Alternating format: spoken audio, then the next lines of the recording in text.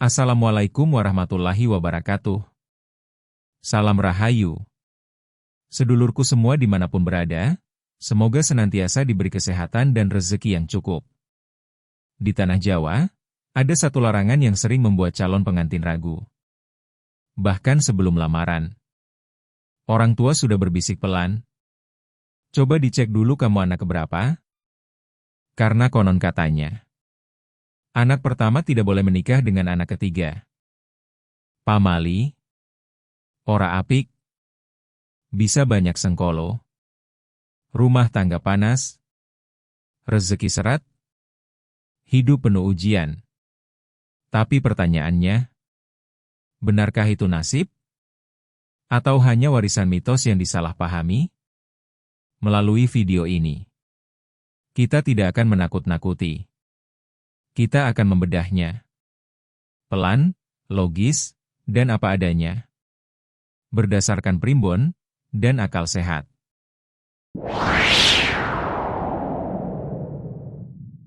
Dalam budaya Jawa, anak bukan sekadar angka kelahiran. Setiap urutan dipercaya membawa peran hidup. Karena zaman dulu, keluarga adalah sistem tanggung jawab. Bukan cuma hubungan darah. Primbon menyebut, anak pertama adalah pambuka dalan, pembuka jalan keluarga. Sejak kecil ia sudah belajar mengalah. Menjadi contoh. Menjadi penanggung jawab. Akibatnya, wataknya terbentuk. Tegas, dominan, keras, dan suka memimpin. Sementara anak ketiga disebut anak sandingan. Bukan penanggung jawab utama, tapi penyeimbang. Ia tumbuh lebih bebas, namun perasaannya dalam. Biasanya, PK, emosional, kuat batin, tapi keras pendirian. Kalau diperhatikan, dua-duanya sama-sama kuat. Bukan lemah. Dan dua kekuatan. Kalau bertemu, bisa saling menguatkan, atau saling berbenturan.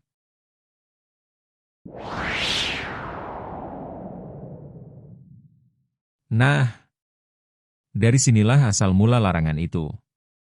Primbon bukan mengatakan tidak boleh. Tapi lebih ke, perlu hati-hati.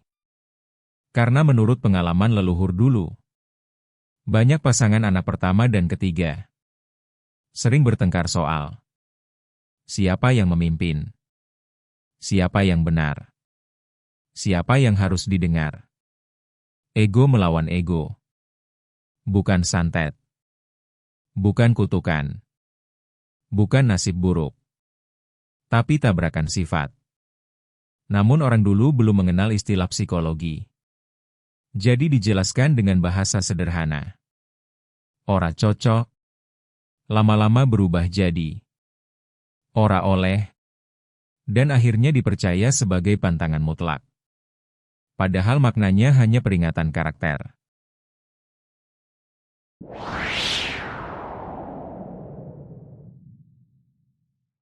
Kalau kita lihat dengan ilmu modern, ini justru sangat masuk akal. Dalam psikologi keluarga, anak pertama cenderung dominan, leadership tinggi. Anak tengah ketiga mandiri, keras pendapat, sensitif. Dua tipe ini jika menikah tanpa komunikasi, potensi konflik memang lebih besar.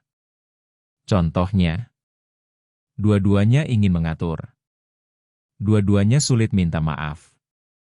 Dua-duanya tidak mau kalah. Akhirnya rumah tangga terasa berat.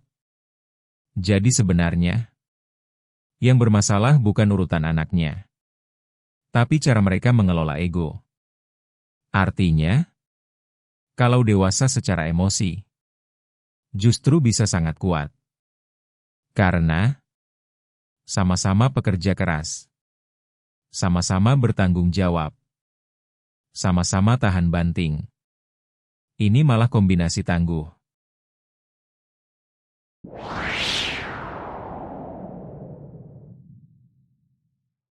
Sekarang coba lihat sekitar kita. Banyak kok. Anak pertama menikah dengan anak ketiga.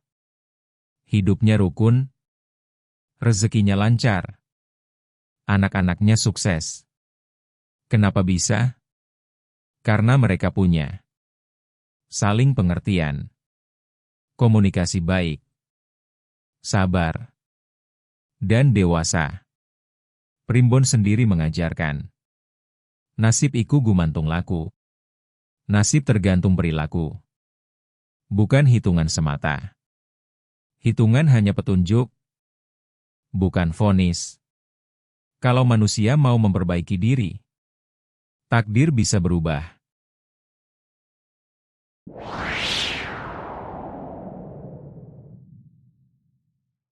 Dulu, kalau ada pasangan dianggap berat jodohnya, orang tua melakukan selametan, doa bersama, ruatan kecil. Bukan karena takut kutukan, tapi sebagai simbol. Membersihkan hati, merendahkan ego, memohon keselamatan. Itu terapi batin sebenarnya. Budaya Jawa itu halus, bukan mistis menakutkan, tapi penuh makna simbolik. Jadi sedulur, sekarang kita paham. Larangan anak pertama dan ketiga. Bukan takdir buruk. Bukan pamali mutlak. Tapi nasihat leluhur. Agar dua pribadi kuat. Belajar lebih sabar. Karena sejatinya, pernikahan bukan soal angka kelahiran. Bukan soal weton semata. Tapi tentang dua hati. Yang mau saling mengalah dan saling menjaga. Kalau itu ada, weton sekeras apapun, insya Allah tetap tentrem. Wallahu alam bisyawaf. Wassalamualaikum warahmatullahi wabarakatuh. Salam Rahayu.